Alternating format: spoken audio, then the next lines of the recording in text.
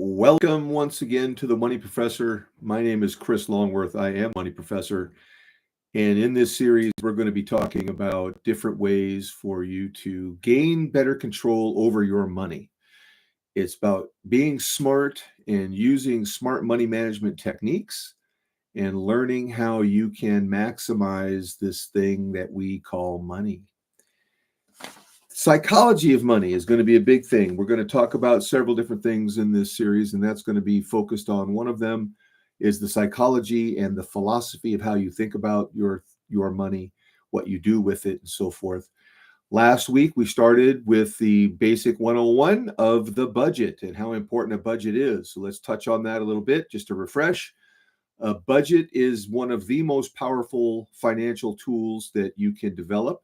It's simply taking the pencil or pen and a piece of paper and literally writing down, physically writing out a budget. You're going to put income on one side, expenses on the other, and do not miss a penny. Every dime that leaves your pocket, you should write it down. By doing so, what it does is it allows you to visibly see where your money's going. And by doing that, now you can take control over where it goes. You get to redirect if you would like, and at least gain control over that spending and develop better spending habits. So budgets can be very powerful. And if you really want to make that work even more to your point and to your advantage, put the budget on a calendar, back up that budget with a calendar.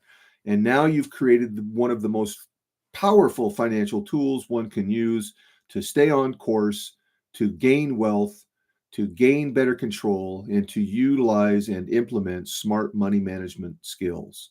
So it's a very powerful thing to be able to do, and I encourage everyone to do that.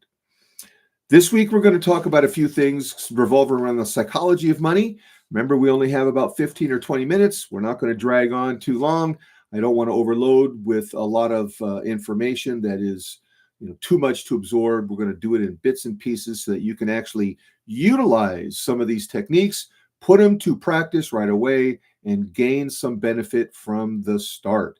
So it's not about listening for a long period of time and waiting to the final end. I'm going to give you tips and things you can do along the way, just like building that budget. That's the very start of gaining control. Implement these techniques today, put them in your life, and you will start to gain control over your money, and you'll find that you'll be able to accumulate wealth and have a determined spending habit as opposed to just money flying out of your pocket. And that's what we're going to talk about, psychology of money today. So the psychology behind the budget, why is it so important? Well, there's a physical thing that happens when you take pencil and paper and you actually write it down. It's a psychological bond that you are committing yourself to in this thing that you are creating called the budget. It gives you something that you can hold yourself accountable to. Put it on the calendar, and now we have a schedule of events that we can actually make plans. We can build actionable steps that one can take that will produce the known result. This is how, again, formulating your psychology of how you think about your money is going to really benefit you, and changing that psychology from what it is today to a more positive, more control aspect of it so that you can benefit from it. In general, we look around us and people are all of us today in humanity, we look around, people are generally not crazy. We look around and no one around us is actually crazy. But man, they sure do the craziest things with their money. And that's what we're going to talk about a little bit here and try to help folks gain some control, get a different perspective. Again, it's about having that chameleon mind, having the flexibility up here that you can change and think about things differently. And that's going to concern the money aspect or the money topic today. And again, having that flexibility will give you some real advantages.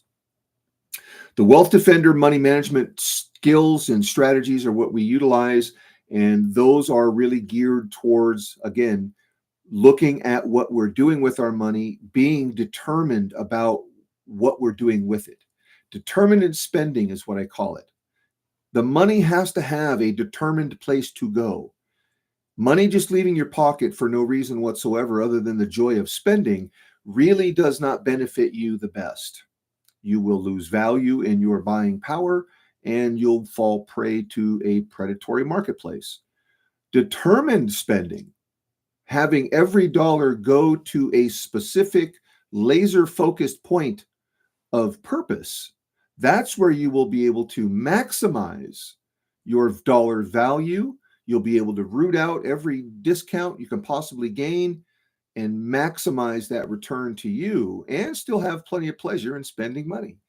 So, really thinking about it more deeply and considering a spending plan is going to give you some real advantages in, again, accumulating wealth, preserving that wealth, and then ultimately being able to distribute that wealth back to you.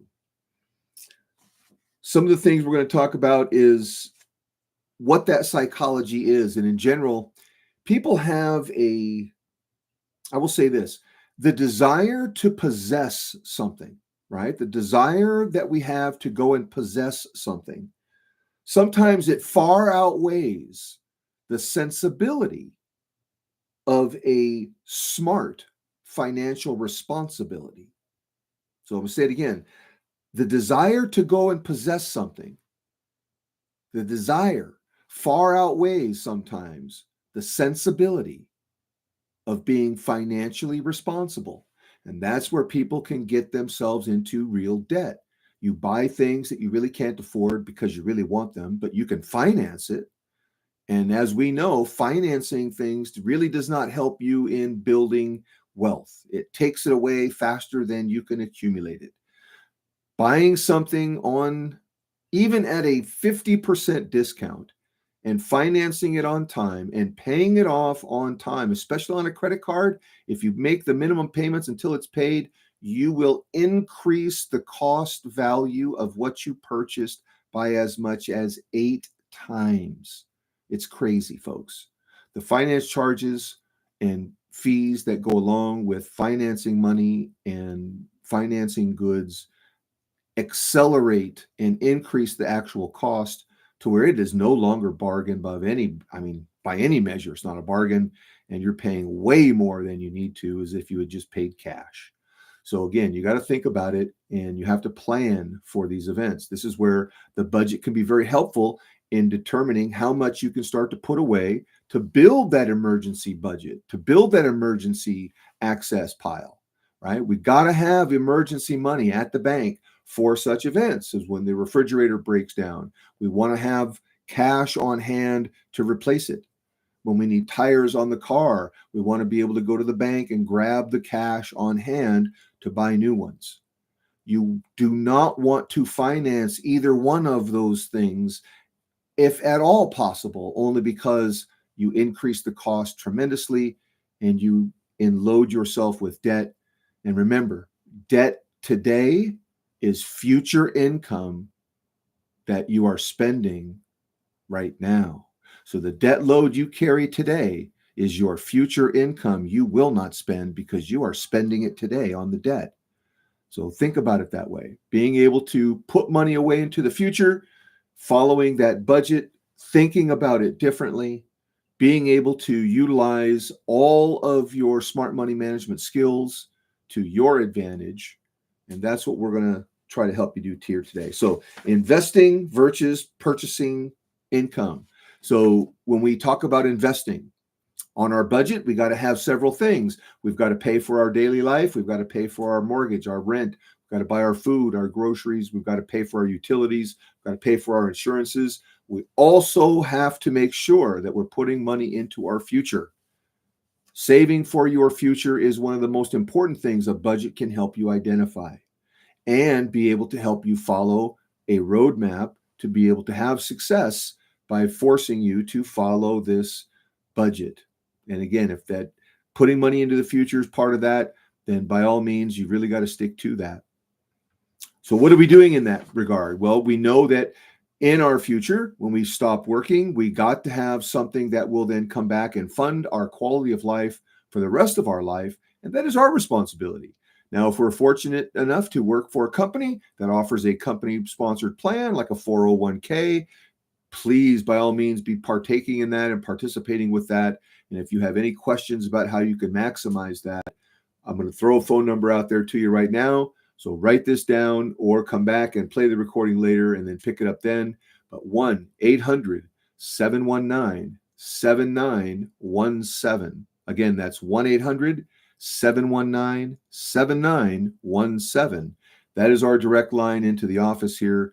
Call and Rebecca will hook you up with an appointment. If you need some assistance with figuring out how this budget works, how to make it fit into your life, how much should you be saving, how all of that is going to integrate into what you're doing, we're happy to help in any direction we can. It is that important, folks. Remember, you've got to defend against all the ravages of the marketplace yourself. You've got to set yourself up so that you have a foundation of well-built financial income that will provide quality of life for the rest of your life. So ultimately, the budget's going to help you do two things: live in today's world by following the order of where your spending must go, give you the ability to save forward into the future and be able to put money away safely and with determined purpose so that when it's time to use it, you'll have a fantastic result. And then keeping in mind that all of your spending has to have that philosophy behind it of determinate spending. It's not good just to have money leave your pocket just for the pure joy of spending. You're not going to win that argument. Being more thoughtful about your spending, being more determined about where the money goes and how it gets there is always going to give you the best result. So if anyone out there right now watches, has questions, hit the chat button and go ahead and pop those questions in there, and I'll do my best to answer as much as we can. So the next part we're going to talk about is understanding why are you making the decisions you're making with your money? Again, let's go back to the psychology of money. Why do we spend the money the way that we do? Most people don't think about it that deeply. You need to. You need to. Are you making decisions before you really think about it? And that's kind of dangerous, right? But here's what I want you to think about. I want you to really understand why you're making the decisions you're making before you can actually change them. So think about it. You've got to be able to change the way that you're thinking about your money. You've got to be flexible of mind to have the ability to create a new habit with your money, smart money management skills. And then you've got to be willing to take action upon it and actually put that to motion, actually put it to use. When you do all these things and they come together, then you have a great result. And that basic smart money management technique, starting with the budget, determining your spending cycle and your spending habits, being laser focused on how we're putting money into our budget so that we have all of our bills paid and we're able to save money into our future. So what does that look like, saving into the future? Well, rule of thumb states that between 20 and 25% of your gross earnings should be going into your future. Now, as a teacher, I say very simply, it's truly your living budget that dictates how much you can actually save. So once again, the budget comes back to bear that it is the most important thing in your financial life is your budget. And some folks don't even know what a budget is in their life. They just have money that flows out of their pocket. And when we talk about it, they come and we sit down and do the review. And I ask them how much percentage-wise are they saving? They really don't know because they've never really figured it out. There's no regularity to their savings. They save when they can. They spend most of the time. That is really not a good cycle to produce a good result. You will save something, yes. You'll get something out of it, sure. But is it enough? Probably not. And that's where you've got to have a specific idea of how much you can actually put away and then stick to it. If you can do the 20%, fantastic. That will get you a great result. Put it in the right vehicle, matched with your expectation. Remember, what you expect from the money must be in perfect alignment with the investment itself. If you're investing for a specific purpose and you're using an investment that is not even capable of delivering that expectation, you see where things can go horribly wrong. And that's generally what happens with people. They're investing with a specific idea in mind, and horribly they find out that the investment does not even have the capability of delivering what they expect. So you have to be very careful there, folks. And again, be very clear with yourself. If we are investing for income, if we're going to invest for quality of life maintenance for all of your life, you have to be very laser focused in the types of tools that you use. And there are not many. There are only very few, actually, two that jump to mind, three on the outside, but two that are really the good ones that you might want to focus on. So you have to be very clear. One is a fixed indexed annuity that is designed with specific purpose to grow income value for the sole purpose of monthly distribution. The other one is a cash value plan that has three different points of benefit. Tax-free income, you've got living benefits, which is the umbrella that protects all your other assets. And then ultimately you have a death benefit that covers your way out of this world. So planning well and planning correctly, knowing that a well-built plan must, excuse me, a well-built plan must have two basic components at its core. One is a guarantee of income option. Two is enough of cash value life insurance to take you out of this world. If you have that in conjunction at the core and they are working in unison, that is actually the strongest financial strategy one can hope for. It is one of the foundational cornerstones of what we call the Wealth Defender strategy. The Wealth Defender strategy is designed to do multiple things, but the two most notable ones is that it will remove all risk from your money. You can no longer lose money in the Wealth Defender strategy. You have every bit of opportunity to gain money in that strategy, and you get to have multiple ways that you can distribute those assets when it's time.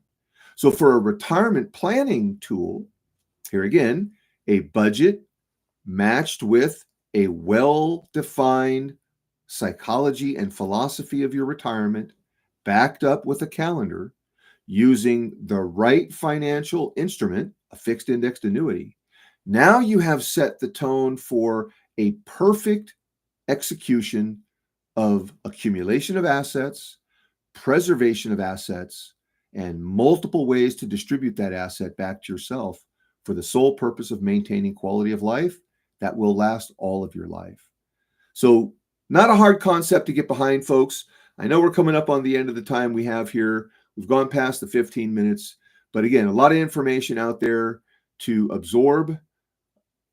Any question you have, please jump to our website, the Financial Education Group, send me an email, and I'll be happy to answer it. Jump on the phone, give us a call, 1-800-719-7917. Again, that's 1-800-719-7917. And I'll be happy to have a meeting with you. Let's go through any of these questions about how you can get better with your money, learn smart money management skills, and how you can apply them to your daily life. That's what we're here to help you do, folks. So again, thanks for tuning in. I hope you got something out of this, and I can't wait to get the feedback from you. So please give me some feedback, and I look forward to next time. Have a good evening, folks, and have a great holiday weekend coming up. Merry Christmas to everybody, and we'll see you after the new year. But let's be good with our money. Let's be smart, and let's get better money management skills by using smart money management.